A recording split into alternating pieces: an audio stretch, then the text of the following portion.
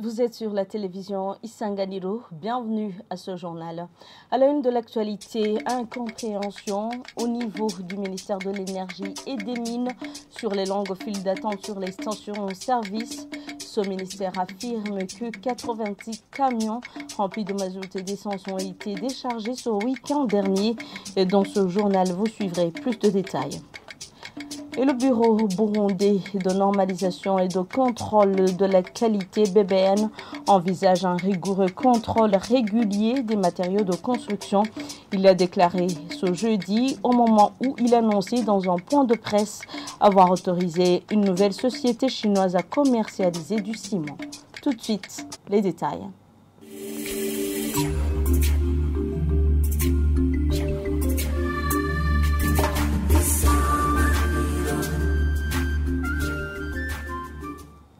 Encore une fois, bienvenue. Différentes stations-service en mairie de Bujumbura font toujours face à la pénurie du carburant. L'on observe de longues files d'attente devant différentes stations et d'autres sont désertes.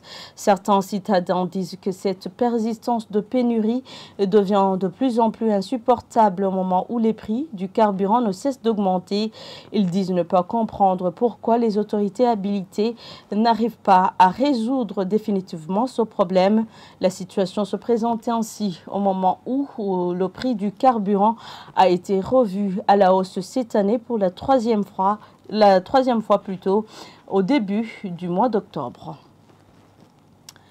Et toujours en parlant du carburant, 86 camions remplis de mazout et d'essence ont été déchargés le week-end dernier. Précision du porte-parole du ministère de l'Énergie et des Mines ce jeudi. Ce ministère dit ne pas comprendre le pourquoi de ces longues files d'attente sur les stations-service. Leonidas Sindaigaya fait savoir qu'environ 30 millions de ces produits sont mensuellement utilisés. Le carburant, nous savons au niveau du ministère, ça remorque tous les autres secteurs et que ça doit être une préoccupation de tous les jours. Alors, il y a des petits problèmes, effectivement. L'essence n'est pas très disponible au niveau des stations-service, mais il y a également une surprise parce que vendredi passé, il y a eu quelques 55 camions qui sont rentrés au pays. 21 la journée de samedi. On ne comprend pas pourquoi il y a ces files d'attente pour l'approvisionnement en carburant. Nous avons décidé au niveau du ministère de nous rendre sur le terrain pour voir réellement ce qui se passe. Oui, vous parlez de ces camions qui ont amené des produits pétroliers vendredi et samedi, mais on remarque toujours ces longues files d'attente. Il y a certains qui parlent d'une probable hausse du prix des produits pétroliers au Burundi. Est-ce le cas? La hausse des prix des carburants ne dépend pas de la volonté des dirigeants burundais. Ça dépend des cours mondiaux de ces produits. Au demeurant, il y a une légère baisse de ces produits. Évidemment, ça ne devrait pas toujours accompagner une légère baisse au niveau des prix, des tarifs au niveau des stations-service. Il y a des pays qui ont pris des stratégies qui prennent par exemple 6 mois sans changer le coût au niveau des stations-service pour peut-être permettre à la population une certaine stabilité. Il y a des pays qui changent mensuellement en fonction des cours mondiaux. Nous sommes en train d'analyser cette question au niveau du ministère pour voir si effectivement on ne pourrait pas sortir une ordonnance chaque mois, à la fin de chaque mois, en fonction des cours mondiaux de ces produits. La moyenne de consommation au niveau du pays est de quelques 30 millions de litres par mois. L'essence autour de 10 millions, le gasoil autour de 20. La commande est continuelle. La consommation est continuelle aussi. Donc, je ne pourrais pas dire qu'on a commandé 5 millions. C'est la continuité. Sinon, s'il y a une faille, même d'une journée, ça perturbe l'approvisionnement. Oui, à un moment donné, il y a eu un nombre assez important d'importateurs. Aujourd'hui, je pourrais parler des principaux. C'est la Régie des eaux, pratiquement pour l'essence. Il y a également le pétrole et prestige. L'Observatoire de lutte contre la corruption et les malversations économiques plaide pour la bonne gestion des devises et la diversification des sources de devises pour faire face à sa rareté persistante.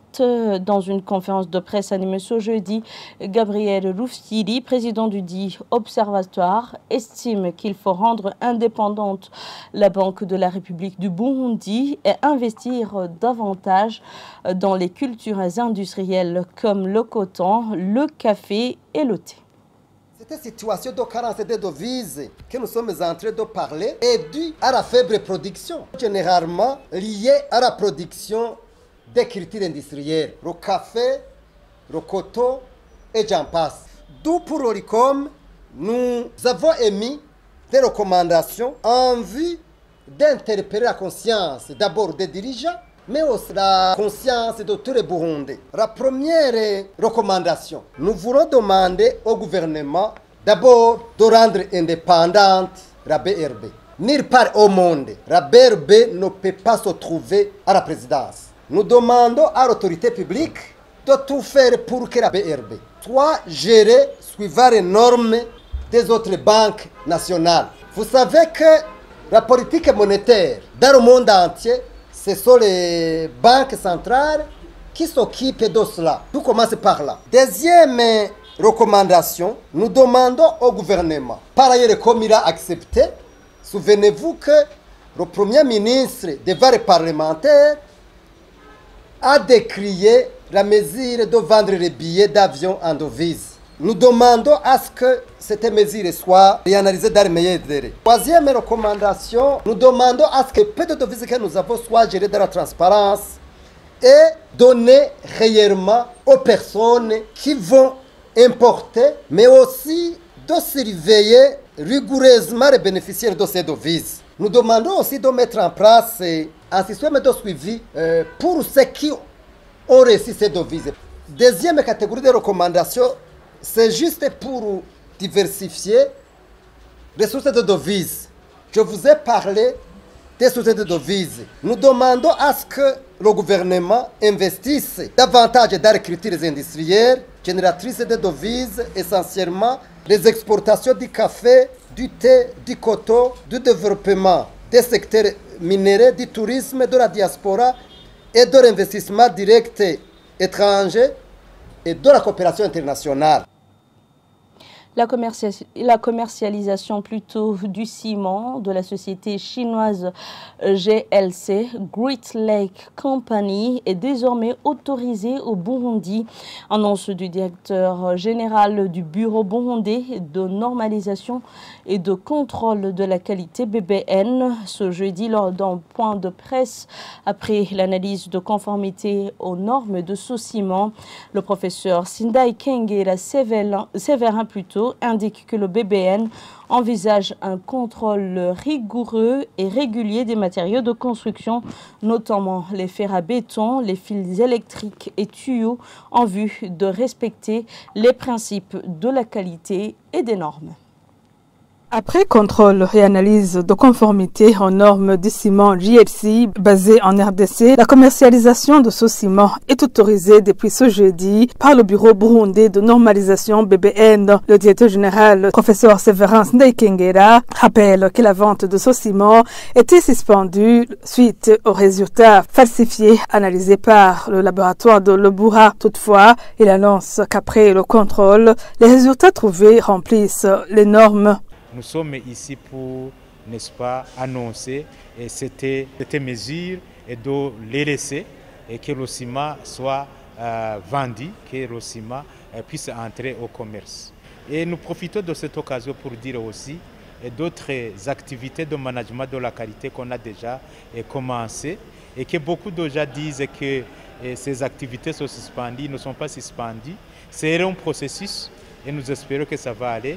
Et là, je pense que parmi ces activités, vous vous souvenez que l'usage, l'utilisation de ces emballages et de récupération qui normalement devrait être utilisé une fois, mais ici chez nous, c'est utilisé plusieurs fois. l'arrosage des légumes, surtout les amarantes, par des eaux usées, des eaux de caniveau. Il y a d'autres, comme ces gens qui grimpent sur les camions, les cyclistes, ou les enfants à côté des écoles, les vendeurs des produits qu'on ne sait pas de quelle qualité aux alentours des écoles, etc., etc. Et nous sommes en train de voir comment essayer de retirer ces produits non conformes au marché. Claude Bernard Manilambona, représentant des sociétés Musumba Cement et Nepacom, se réjouit de la levée de cette mesure malgré la perte déjà enregistrée. Pour nous, la société Musumba Cement et la société Nepacom que je représente ici, nous allons maintenant nous mettre au travail et vendre et donner au peuple et à la population un ciment tout en étant sûr de la qualité qui est exigée par les normes du pays. Les charges pendant la période de suspension, nous avons bien parlé avec notre fournisseur JLC Kabima. Les sociétés Nepacom et Musumba Cement vont payer la facture, mais elles seront remboursées par JLC. La mesure interdisant la commercialisation de 600 tonnes de ciment de la société JLC produit en RDC avait été prise le 25 septembre de cette année. C'était un reportage d'Ornella Mucho. Et avant de clore ce journal à la page sportive, le staff de l'équipe nationale de football, Inamba Murugamba, a besoin d'un psychologue qui puisse préparer les joueurs avant de livrer les matchs internationaux. C'est du moins les propos du sélectionneur national Etienne Ndairagije au moment où les Hirondelles se préparent pour les matchs qui s'inscrivent dans le cadre des éliminatoires de la Coupe du Monde 2026. Les Inamba Murugamba vont livrer 2 matchs en date des 16 et 19 du mois en cours contre la Gambie et le Gabon. Suivez plutôt Etienne Ndairagije, il est traduit par Évariste Nzekowanya. Ariko hari n'ubundi nari nifuje kongeramo muri staff nibaza ko akenewe cyane pas seulement muri équipe nationale no mu ma club turakeneye un préparateur mental. L'équipe nationale a besoin d'un psychologue qui prépare mentalement les joueurs de même que leur club d'origine. Celui-ci viendrait aider les joueurs à gérer l'intensité du match, comment se positionner sur et en dehors du terrain, préparer l'avenir à la fin de la carrière ainsi que savoir comment associer le football à d'autres activités génératrices de revenus. J'ai demandé ce psychologue au responsable de la Fédération de football du Burundi et j'ai constaté qu'eux aussi pensaient déjà à celui-ci. Nous n'avons pas encore eu ces psychologues. Quelqu'un qui les connaît parmi vous peut nous aider à les contacter. Il viendrait aider cette jeunesse à développer le football qui est le sport, mais aussi un métier. Ils sont vraiment d'une importance capitale. Nous suivons de près cette question. Nous sollicitons votre contribution pour que ce préparateur mental soit engagé, pas seulement pour l'équipe nationale, mais aussi pour les clubs d'origine des joueurs. Kubera ko murazi national ni produit fini aho bamara umwanya munini kenshi ni mu ma club nimwamubona mudufashe nawe nyene. Et voilà, c'est par ici que prend fin ce journal. Merci à tous de l'avoir suivi. Bonne suite des programmes avec la télévision Isanganiro.